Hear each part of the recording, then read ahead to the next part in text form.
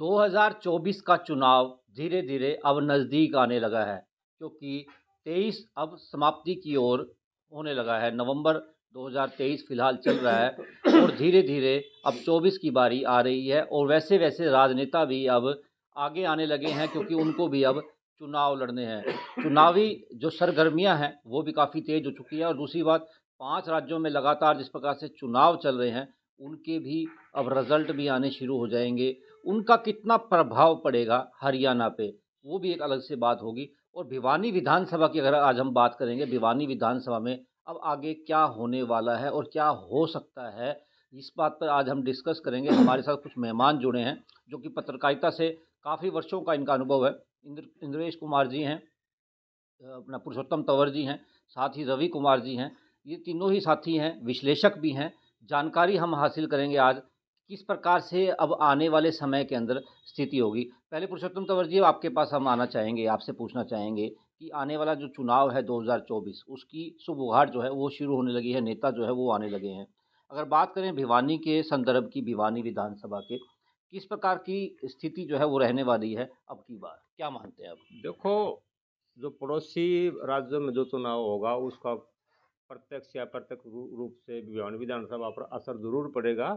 लेकिन इसके बावजूद भिवानी की राजनीति कुछ अलग है, क्योंकि भिवानी बिजनेसमैन का ज़्यादा एरिया है, जिसके चलते यहाँ के लोग एक शांति पे, एक शांत स्वभाव के, एक सरल स्वभाव के व्यक्ति को ही चुनते हैं। तो अभी तक वैसे चेहरे तो बहुत सारे आए हैं, लेकिन जो जो जो चेहरे हैं कुछ वर्तमान में हैं, जो जनप्रतिनिधि हैं, कुछ और भी चेहरे हैं जो इन भिवानी के लोगों की जो उस पे सही बैठते हैं, स्टिक बैठते हैं। तो फिलहाल जैसे वो 5-6 राज्यों में चुनाव हुआ है, उसका असर अब धीरे-धीरे शुरू हो गया है। नेता निकल कर बाहर आने लगे हैं। अगर देखा जाए तो भिवानी विधानसभा में जिस प्रकार से 3 बार से जो है विधायक घनश्याम सराफ बनते आ रहे हैं, अगर इस बार टिकट दोबारा से उनको मिलती है, क्या स्थिति रहेगी? अगर उनको टिकट नहीं मिलती है, तो क्या स्थिति रहेगी? क्या मानते हैं आप?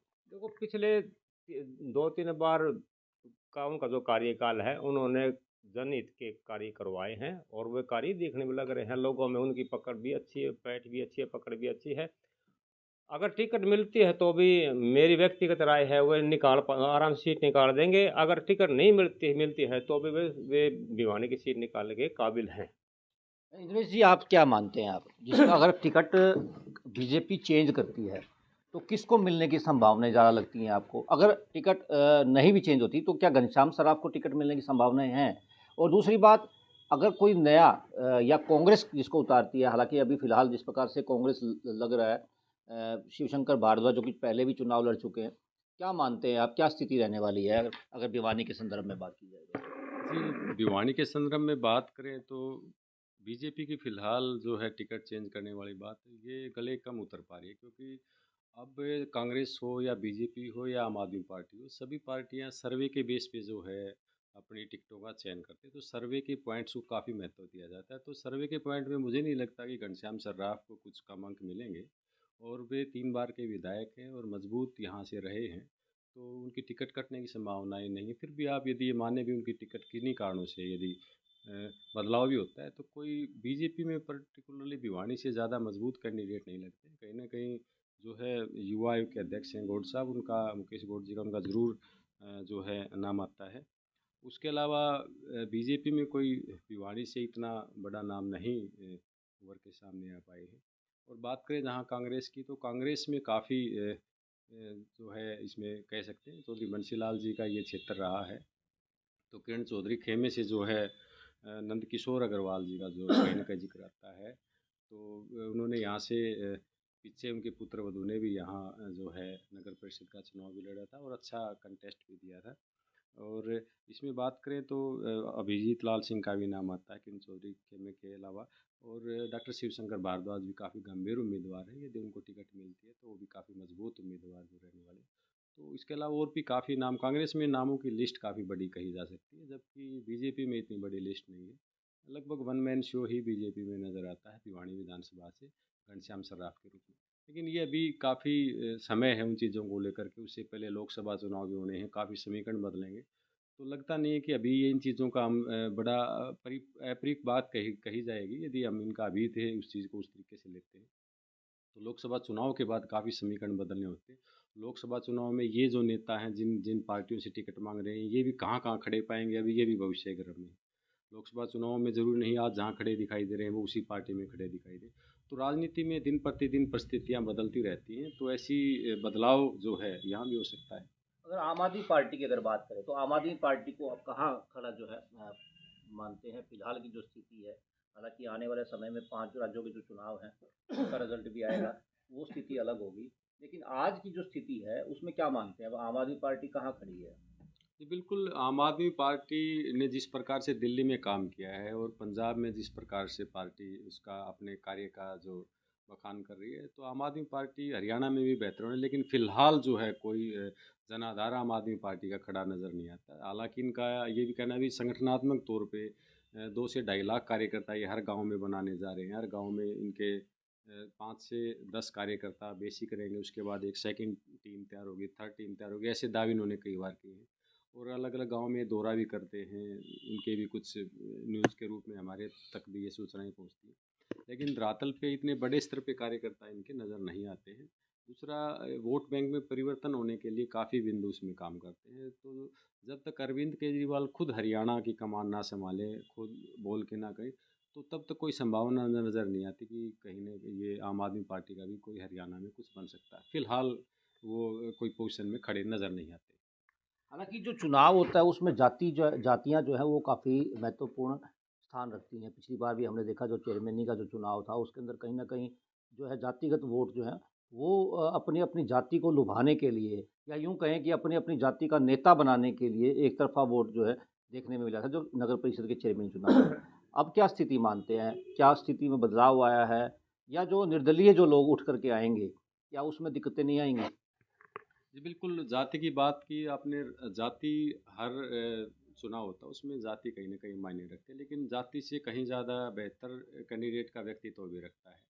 अब भिवानी विधानसभा की बात करें तो घनश्याम सर्राफ जो यहाँ से हैं, महाजन समुदाय से हैं, उनके वोट हैं काफ़ी, लेकिन इतने फर्स्ट प्रायोरिटी पे नहीं कहे जा सकते। फर्स्ट प्रायोरिटी पे ब्राह्मण डोमिनेटेड सीट ये मानी जाती है, लेकिन वो पिछले 3 बार से कंटिन्यू बन रही है।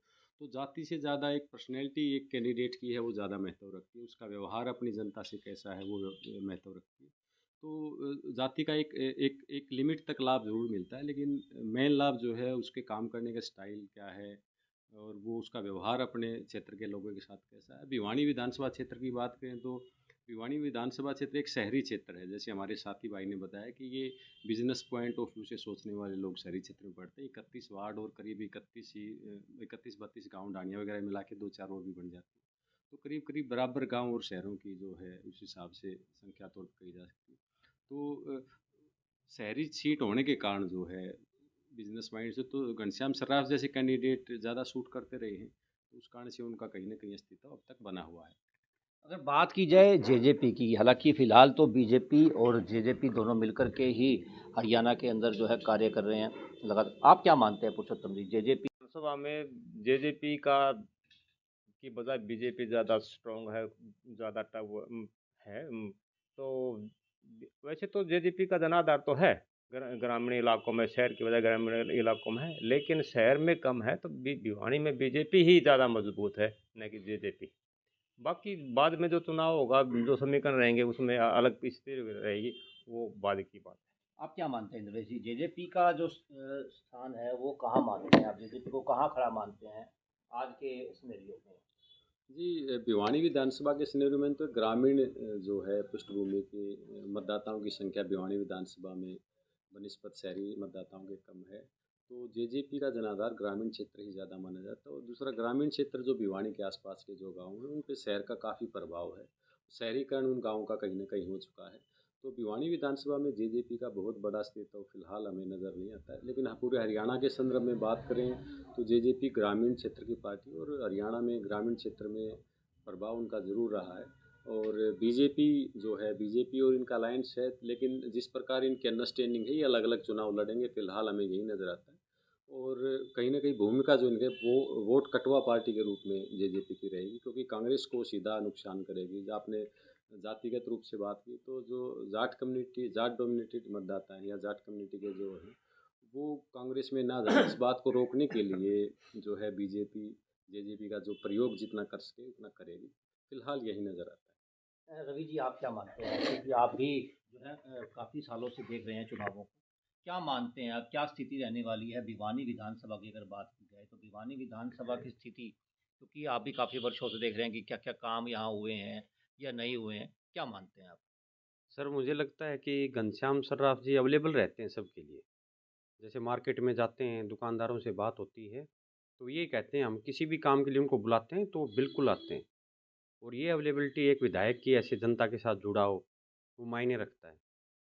तो कहीं न कहीं वैसे ही बीजेपी का प्रभाव है शहरी क्षेत्रों में, पूरे देश में ही शहरों में बीजेपी आगे है। तो वो भी प्लस पॉइंट है। फिर बताया है जैसे अभी, तो उस हिसाब से बिज़नेस माइंड लोग ज़्यादा हैं, बिज़नेस मतलब बीजेपी को ज़्यादा बिज़नेसमैन वो करते हैं, प्रायोरिटी उसी को ज़्यादा देते हैं। काम की अगर बात की जाए, लगातार 15 सालों से जो है घनश्याम सराफ जो है हल्के के विधायक रहे हैं, क्या मानते हैं आप, कितना काम जो है वो करवा पाए हैं, किस प्रकार से भिवानी का विकास जो है वो करवा पाते हैं? क्योंकि लोग जो है चुनाव के समय में विकास भी देखते हैं, वो देखते हैं कि क्या काम हुए हैं। हालांकि कुछ लोग तो अपने ऊपर ही देखते हैं कि मेरा काम हुआ या नहीं हुआ, और कुछ लोग देखते हैं कि हाँ, जो मतलब पंचायती काम या सबके जो समाज के काम है वो हुए कि नहीं हुए। उस स्थिति में आप क्या मानते हैं, क्या होने वाला है? जी, आपने काम की बात की तो आपने खुद ही बताया भी पंचायती काम और सार्वजनिक कामों की। तो सार्वजनिक कामों के लिए इस गवर्नमेंट को ज़रूर जाना जाएगा, लेकिन व्यक्तिगत काम को लेकर के बीजेपी के कार्यकर्ताओं के भी कोई कार्य इसमें नहीं है।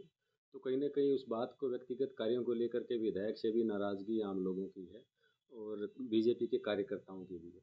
और ओवरऑल काम की बात करें तो विधायक घनश्याम सर्राफ को जो वोट मिलते रहे वो मेरे ख्याल में काम को लेकर के इतना ज़्यादा सा नहीं, उनकी जो पर्सनैलिटी है, उनके काम करने का स्टाइल है या लोगों से बातचीत करने का तरीका है, कोई भी व्यक्ति, हमारे एक साथी ने बताया भी, कोई भी उनको कभी भी जा कर के मिल सकता है। अवेलेबिलिटी जो है वो ज़्यादा काम आ रही, काम इतने ज़्यादा जो उम्मीदें कर रहे थे वो नहीं हुए। तो दो तीन बड़े प्रोजेक्ट थे, कांग्रेस के समय में मेडिकल कॉलेज था, आज बीजेपी की दूसरी टर्म जो है ख़त्म होने को जा रही है, लेकिन अभी तक हमारे पास वो नहीं उपलब्ध हो पाया। यूनिवर्सिटी का काम भी आधा अधूरा सा कहा जा सकता है, ये यूनिवर्सिटी भी जिस प्रकार डेवलप हो जानी चाहिए थी इतने समय में वो नहीं हो पाई।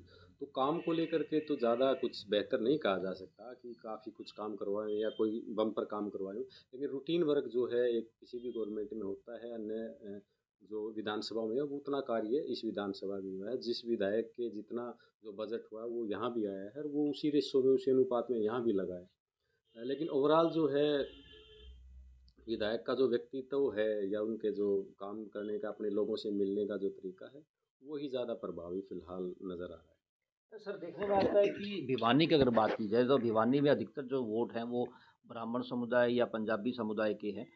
इन दोनों कास्ट को किस प्रकार से साधा जा सकता है और कौन साध सकता है जिस प्रकार से विधायक वो बन सके? क्योंकि सभी नेता चाहेंगे कि, क्योंकि ब्राह्मण समाज की अगर बात करते हैं तो डॉक्टर शिवशंकर भारद्वाज का नाम जो है वो पहले आता है कांग्रेस में।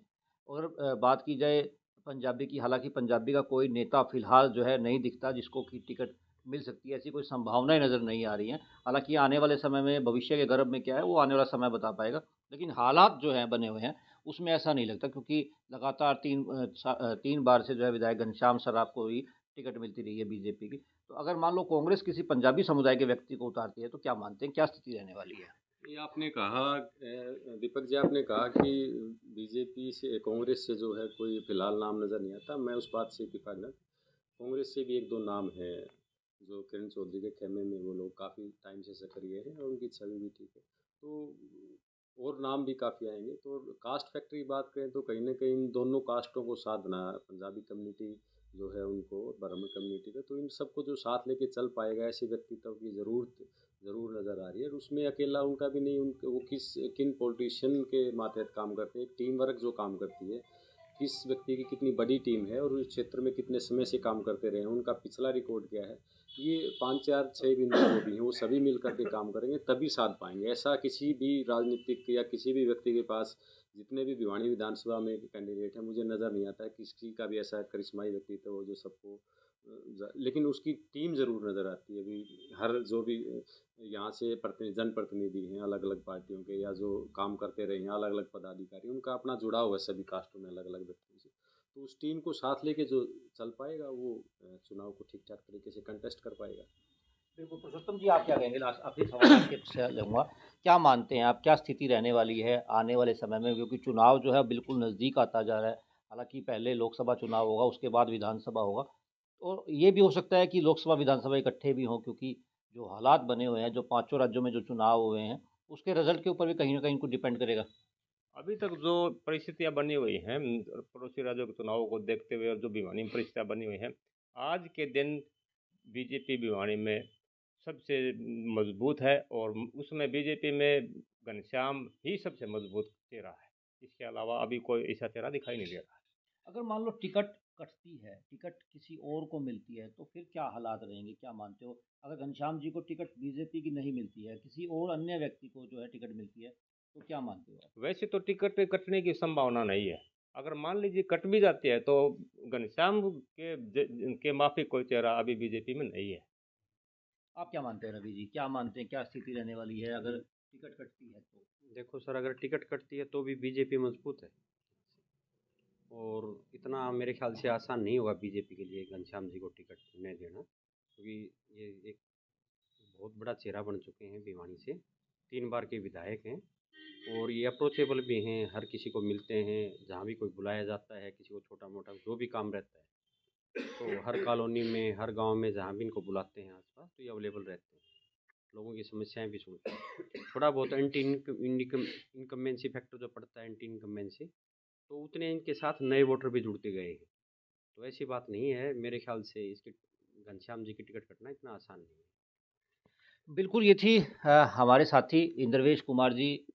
काफ़ी वर्षों से पत्रकारिता कर रहे हैं। पुरुषोत्तम तंवर जी, ये भी काफ़ी वर्षों से जो है भिवानी ज़िले के अंदर जो है पत्रकारिता कर रहे हैं। हम लोग एक निष्कर्ष निकालने का प्रयास कर रहे थे कि भिवानी विधानसभा क्षेत्र में क्या स्थिति होने वाली है आने वाले समय को लेकर के। हालाँकि जिनको देखना है कि वोट किनको देना है, हालाँकि एक निष्कर्ष जो है वो निकालने का प्रयास किया गया है।